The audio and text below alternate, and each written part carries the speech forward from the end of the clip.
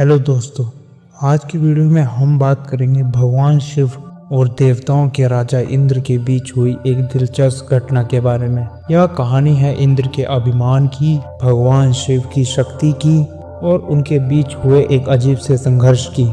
जब इंद्र भगवान शिव के सामने अपने मन की भावना दिखाने का प्रयास करते तो शिव उन्हें एक शिक्षा देते हैं जो वे कभी भी नहीं भूले।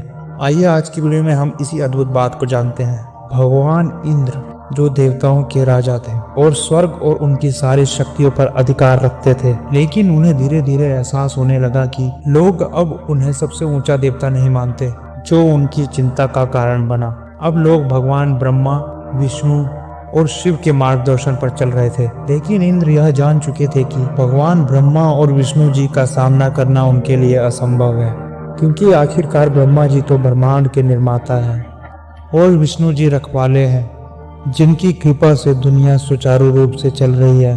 फिर इंद्र के मन में सबसे बड़ा सवाल यह था कि लोग क्यों शिव जी के प्रति आकर्षित हो रहे हैं। शिव जी को तो विनाश का देवता भी माना जाता है, तो आखिर लोग क्यों एक ऐसे देवता की पूजा कर रहे हैं जिन्हें विनाश का रूप माना जाता है।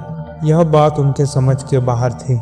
इसी प्रश्न के साथ इंद्र भगवान शिव की तलाश में चले गए ताकि वे इन सवालों का जवाब जान सके। जिसके बाद वह शिव जी से मिलने के लिए कैलाश पर्वत पर पहुंचे। उनके मन में कई सवाल थे जिनके उत्तर वे केवल शिव जी से ही जानना चाहते थे।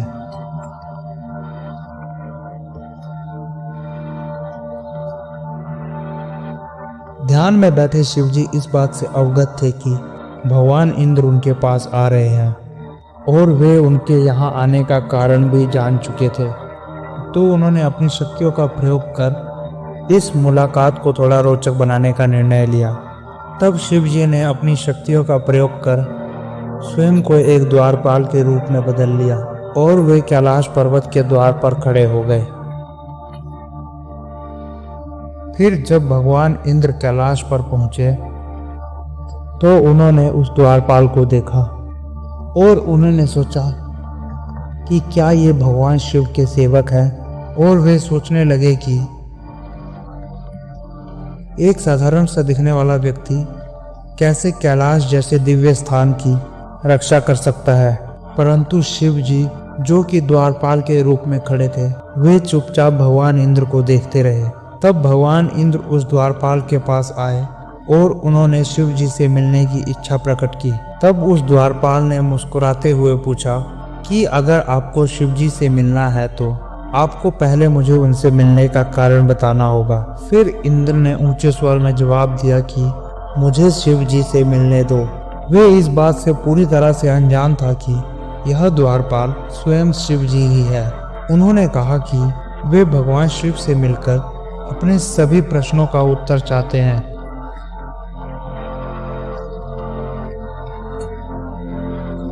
तब द्वारपाल ने उनसे पूछा कि ऐसा कौन सा प्रश्न है जो कि आप शिव जी से पूछना चाहते हैं। तब इंद्र ने ऊंचे स्वर में जवाब दिया कि वे भगवान शिव से मिलकर साबित करना चाहते हैं कि वे उनसे भी शक्तिशाली हैं, और ऐसा कहते हुए अपना वज्र हवा में हिलाने लगे। तब द्वारपाल ने मुस्कुराते हुए जवाब दिया कि मैं यहाँ पर भगवान शिव की रक्षा के लिए खड़ा हूँ। यदि आप वास्तव में उतने ही शक्तिशाली हैं जितना कि आप दावा कर रहे हैं, तो आप अपनी शक्ति का परीक्षण मुझ पर पहले क्यों नहीं करते, और यदि आपने मुझे हरा दिया तो आप शिव से मिल सकते हैं। यह सुनते ही इंद्र क्रोधित हो उठे, परंतु उन्हें यह भी एहसास था कि इस चुनौती को अस्वीकार कर उनकी प्रतिष्ठा को नुकसान पहुंचेगा, तो उन्होंने इस चुनौती को स्वीकार कर लिया।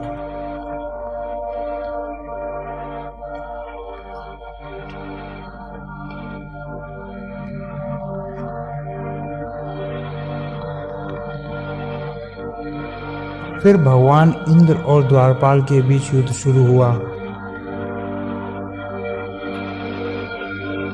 और इंद्र ने अपने वज्र से द्वारपाल पर आक्रमण किया, लेकिन द्वारपाल ने कुशलतापूर्वक और धैर्य के साथ इंद्र के सभी प्रहारों का जवाब दिया।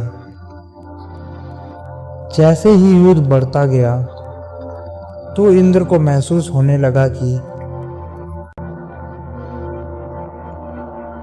यह द्वारपाल कोई साधारण द्वारपाल नहीं है, क्योंकि इसकी शक्तियां भी असाधारण हैं।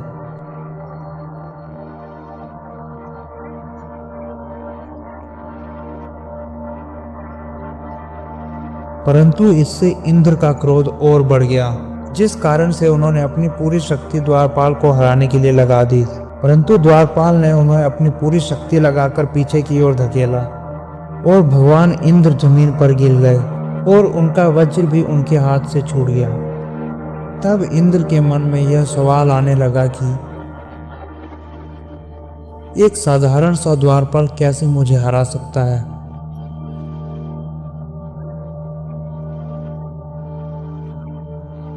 तभी उसके मन में यह ख्याल आया कि यह कोई साधारण द्वारपाल नहीं है, बल्कि यह स्वयं शिव जी ही है। शिव जी के इस रूप को देखकर इंद्र भगवान भी भयभीत हो गए थे और उन्हें यह महसूस होने लगा कि वे हार चुके हैं और द्वारपाल यानी कि भगवान शिव अभी भी इस अवस्था में है जैसे कि उन्होंने कोई युद्ध लड़ा ही नहीं। तब भगवान इंद्र को समझ आ गया कि उनके पास ऐसी शक्ति के खिलाफ कोई हथियार नहीं और वे द्वारपाल के पास जाकर उनके चरणों में गिर गए और बोले, भगवान शिव, कृपा कर मुझे क्षमा करें, मैं आपकी शक्ति को नहीं समझ पाया। आपने मेरे घमंड को पूर्ण रूप से तोड़ दिया है। परंतु जब इंद्र ने अपना सिर ऊपर उठाकर द्वारपाल की ओर देखा तो द्वारपाल का चेहरा अभी भी क्रोध से भरा हुआ था।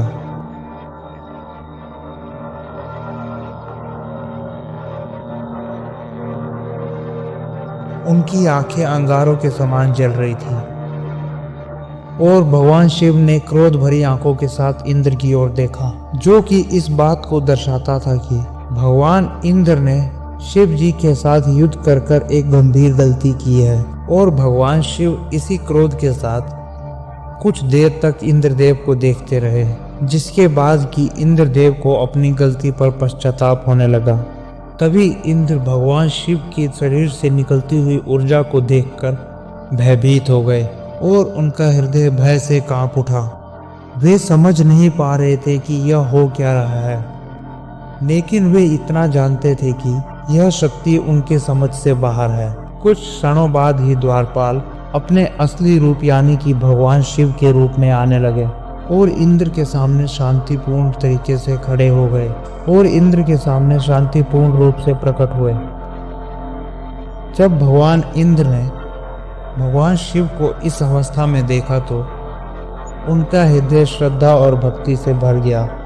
शिव की शक्ति और धैर्य इतनी आकर्षक थी कि इंद्र स्वयं को शिव जी के सामने झुकने से नहीं रोक पाए और वे शिव जी के चरणों में गिर गए और कहने लगे, हे भगवान शिव, मुझे क्षमा करें, मैं आपको समझने में असफल रहा।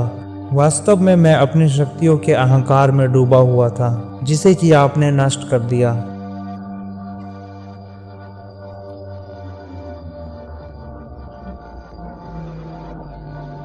भगवान शिव ने शांतिपूर्ण तरीके से जवाब दिया।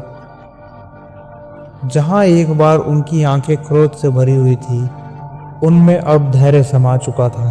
भगवान शिव, जो विनाश और नवीकरण दोनों के प्रतीक है, उन्होंने इंद्र को उनकी गलती की गहराई दिखा दी।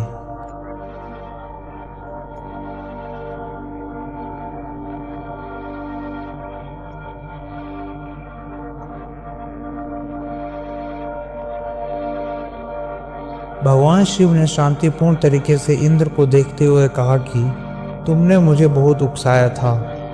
यदि मैं सत्य कहूँ तो तुम्हारी इस हरकत से मेरी तीसरी आंख भी खुल सकती थी, जो कि तुम्हें भस्म कर कर रख देती। इसे सुनते ही इंद्र का शरीर कांप उठा और उन्हें यह एहसास होने लगा कि उन्होंने कितनी बड़ी भूल की है।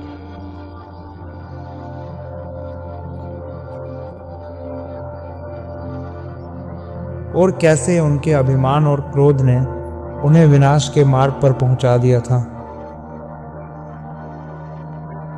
फिर शिव जी ने कहा कि जिस क्षण तुमने मेरे चरणों को स्पर्श कर क्षमा मांगी, उसी समय मेरा सारा क्रोध खत्म हो गया और मैं किसी के प्रति क्रोध नहीं रखता। क्षमा करना ही मेरा स्वभाव है, परंतु मेरे क्रोध पर भी मेरा कोई नियंत्रण नहीं है। भगवान इंद्र ने उनकी सभी बातों को ध्यानपूर्वक सुना, परंतु उनके मन में अभी भी एक सवाल बसा हुआ था कि वह कैसी ऊर्जा थी जो कि भगवान शिव के शरीर से निकल रही थी जब वे द्वारपाल के रूप में खड़े थे। उन्होंने यह सवाल भगवान शिव से भी पूछ लिया, जिस पर भगवान शिव ने गंभीर भाव में उत्तर दिया, वे मेरे क्रोध की मूर्त का रूप था, क्योंकि मैं अपने क्रोध का प्रयोग आपके विरुद्ध नहीं करना चाहता था। अब वे मेरा क्रोध समुद्र में समा चुका है। भगवान इंद्र यह सुनकर आश्चर्यचकित हो गए और सोचने लगे कि भगवान शिव का क्रोध कितना ही भयानक होगा जो अब समुद्र में समा चुका है। यह कुछ ऐसा था जो कि इंद्र की समझ से बाहर था। तब भगवान शिव ने उन्हें समझाते हुए कहा कि जब भी मैं क्रोधित हूँ तो जरूरी नहीं कि यह क्रोध हमेशा विनाश का ही कारण बनेगा। यह संपूर्ण सृष्टि का संतुलन बनाए रखने के लिए भी है। मैंने इसे समुद्र की ओर इसलिए भेजा ताकि यह किसी और विनाश को जन्म ना दे सके।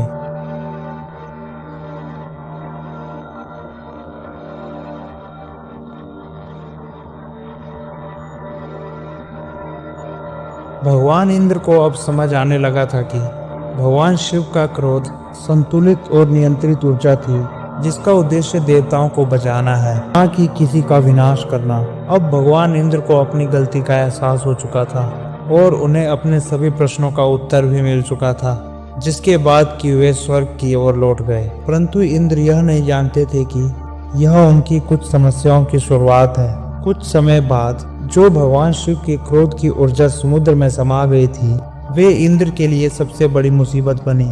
वे केवल अब एक ऊर्जा नहीं रही थी, बल्कि वे एक शक्तिशाली राक्षस के रूप में बदल चुकी थी। इस राक्षस का नाम था जालंधर।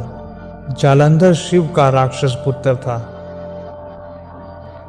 जो कि उनके क्रोध से पैदा हुआ था। जालंधर आगे चलकर सभी देवताओं के लिए परेशानी का कारण बना। जालंधर के बारे में हम किसी और वीडियो में बात करेंगे।